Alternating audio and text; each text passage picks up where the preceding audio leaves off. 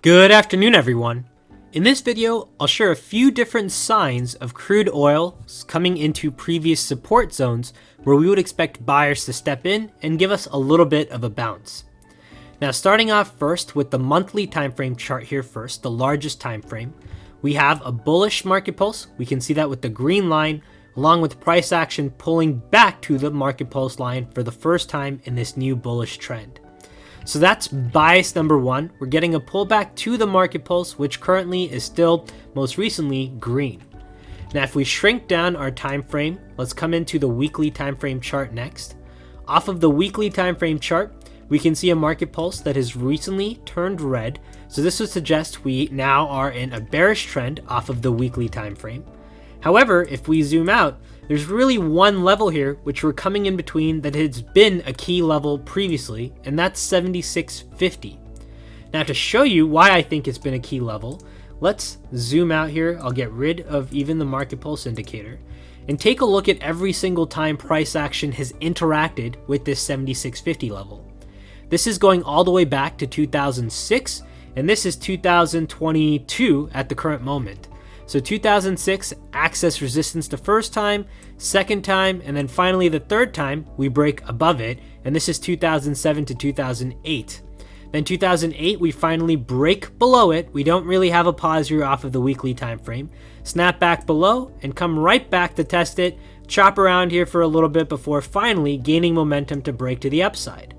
Now, one more time, come back down, test that same 76.50 level one and two different times, before one more time finding support here, bouncing, coming right back to that level, finding support, bouncing, before ultimately losing support. And even when we lost support, if I zoom into this price activity, you can see the little bit of hesitation here that we had for a 1 week time period. Now, if I scroll a little bit forward towards more recent price activity, this is 2018, one more time acted as resistance. One more time, acts as resistance, we finally break above it, and now we're coming back to test this from the upside. So that's the entire price history of why 76.50, according to me, has been a fairly noteworthy level, where every time we either hold it or break it, something key happens in price activity in the coming weeks.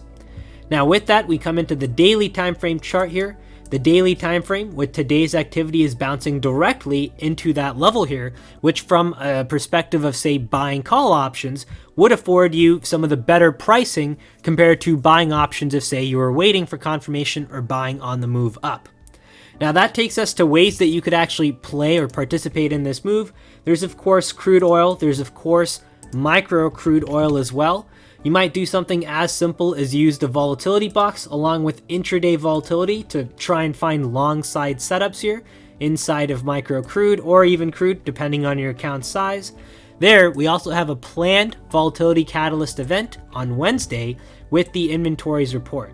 So that's one thing to keep in mind if you're looking to try and play this using intraday methods. If you're looking to try and play this using slightly more swing trading methods, then come back to a daily time frame chart.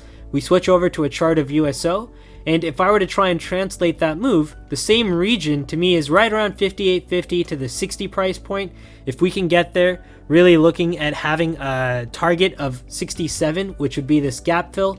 So really looking for price action to do something like bounce down, bounce up, and then depending on whatever happens from filling that gap, if we continue either the bearish trend that seems to be the more dominant trend, or if we have a slight trend reversal with the monthly time frame trend really being the more dominant one.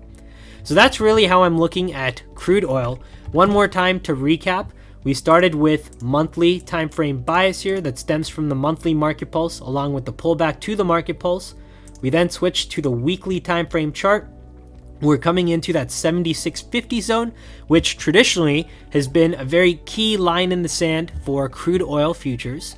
You then switch over to USO to try and play this. You have a few different options here. You can, of course, use the underlying. You can use something like options as well. That's where really, if I had to mark three different ways, it would be use the underlying / buy call options. That would be, I think, the simplest or cleanest way to play it. The second option, I think, would be to do something like buying out of the money call debit spread, using 67, the target zone, as your potential strike. So really trying to pin something, looking for a move back up to 67, and of course affording yourself enough time. And then finally, for those of you that enjoy doing things like selling covered calls, if you did get that entry near 60 and were able to sell a call near, say, the 67 mark, I think that would make for a very interesting opportunity if the premium was right, along with the actual payout if price does end up filling the gap.